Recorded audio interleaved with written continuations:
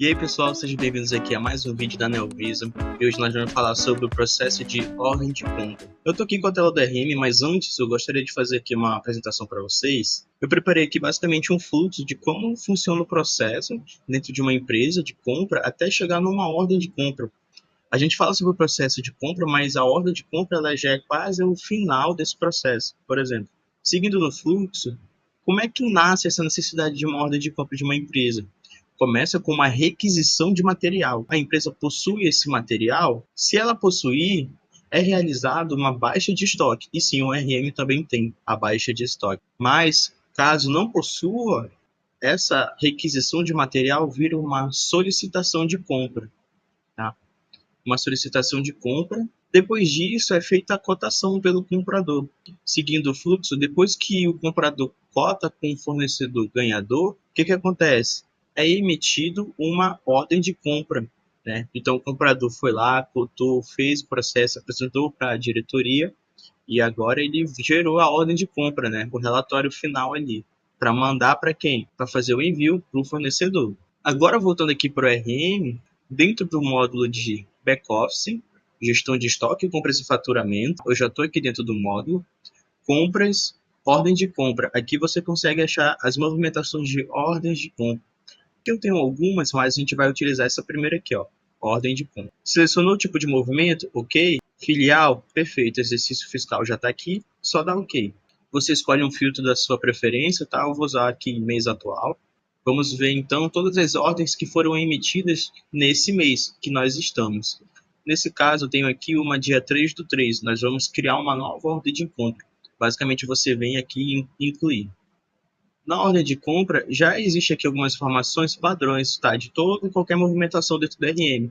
Identificador, o tipo de item que ele aceita ambos, ou seja, ele aceita produto e serviço. Então, você pode fazer uma ordem de compra pedindo um serviço ou um produto específico. O tipo de movimento que a gente selecionou, data de inclusão, criação, usuário mestre, horário de emissão, isso aqui tudo para você controlar quando são emitidas as movimentações dentro do seu sistema. Filial que estou emitindo essa ordem é a matriz. Local de estoque em que eu vou receber esse material, RM Suprimentos, MTZ. Destinatário, quem é o fornecedor que você cotou e ganhou? Você vem, clica e seleciona. Vou colocar aqui, por exemplo, a Fair Shop. Então ele selecionou a Fairshop, inclusive colocou o CNPJ aqui, ó. Porque pode ser que tenha uma mesma empresa com nome igual, mas o CNPJ seja diferente, é bom validar isso. Logo abaixo nós temos numeração, qual é a série ó, tá, de ordem. O número do movimento está -1, porque a numeração do movimento é o número que identifica esse documento, essa ordem. Ela está -1 significa que é automática. Quando a gente salvar, ele vai criar um número sequencial para a gente. Data de emissão, data que você está dando entrada nessa ordem dentro do sistema. Pode ser que você tenha feito antes essa ordem e você está aqui só dando a entrada dentro do sistema. Data de entrega, você pode estipular aqui uma data de entrega daqui a 2 dias, por exemplo, dia 5/3. Interessante aqui, ó, filial de entrega. Você pode selecionar a filial que vai ser entregue esse material, botar aqui um percentual para aparecer todas as opções e vou clicar aqui no filtro, ó. Vamos dizer que vai chegar aqui na matriz e nesse local de estoque aqui, ó, 01.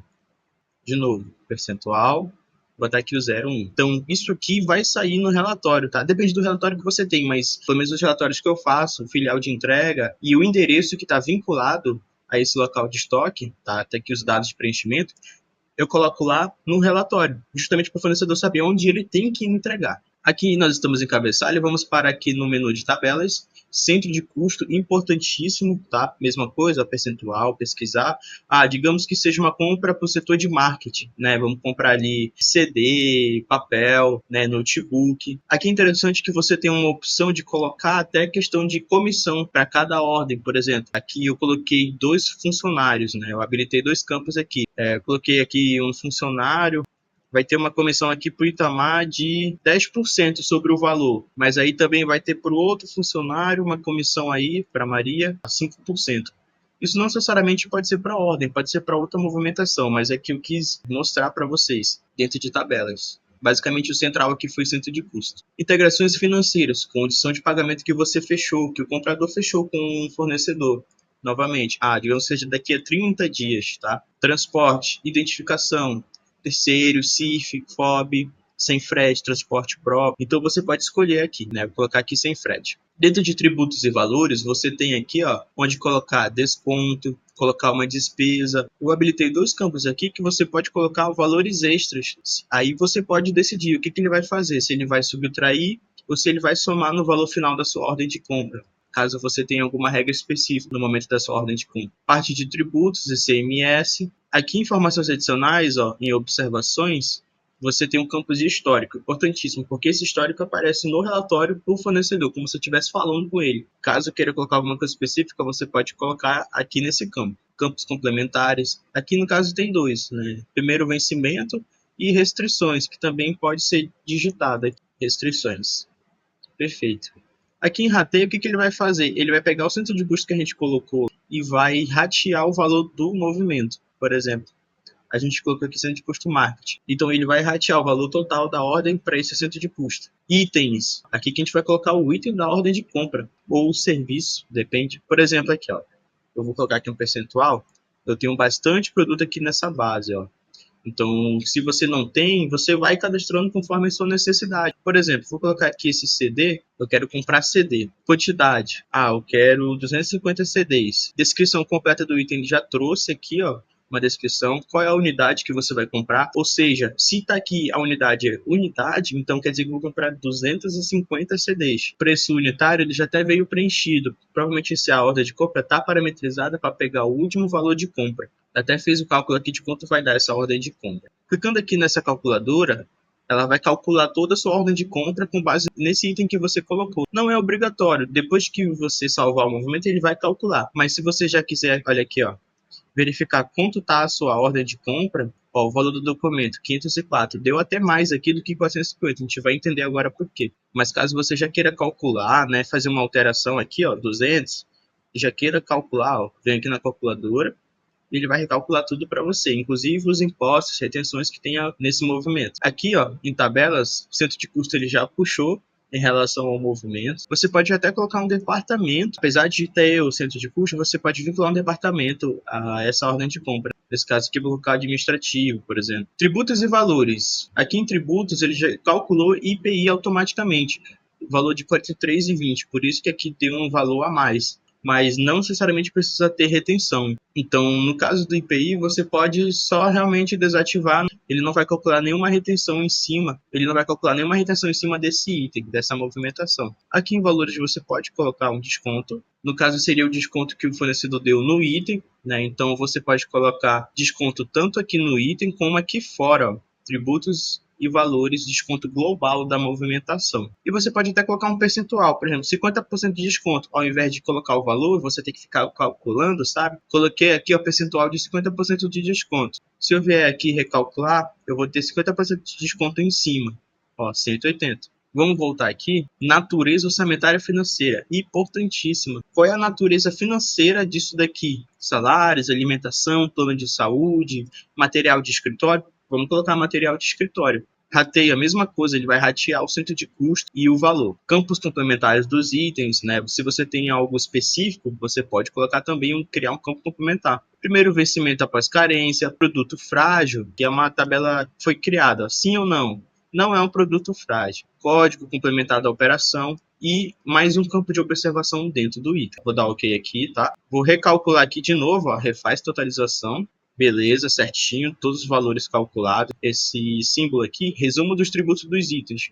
Quando você clica, ele já traz um resumo de todos os itens que tem nessa movimentação em relação a retenções. No caso, foi o IPI calculado automaticamente. Selecionando aqui o item e clicando aqui nesse ícone consulta de saldos e custos, você pode saber o estoque atual desse produto. Saldo atual, 774. Então, você vai estar comprando mais aquela quantidade que a gente colocou. Não foi que no caso aqui, ó, foi 200. Feito isso, você já pode salvar essa movimentação. Vamos salvar. Caso tivesse uma informação importante que não tenha sido preenchida, ele vai dizer para a gente. Quando você clica em salvar, ele já pergunta, dependendo da parametrização, se você já quer imprimir, né, o relatório da ordem de compra. Nesse caso aqui, a gente vai colocar para visualização ou para impressão. Vamos só visualizar primeiro. Ok. É um aviso que está te dizendo que você está imprimindo uma ordem posterior a uma que você ainda não imprimiu. É só dar sim, tá? É um aviso padrão. Você pode eliminar também. Ele está gerando o relatório da ordem, que é o relatório que vai para o fornecedor. Tem um relatório padrão aqui, mas aqui você já pode imprimir, ou se clicar aqui em visualização de impressão, você pode exportar para PDF, HTML, Doc, Excel e assim vai. Pode fechar aqui. Vou fechar aqui também, porque ele já salvou a nossa movimentação. Essa aqui, ó, 77 de 403,20.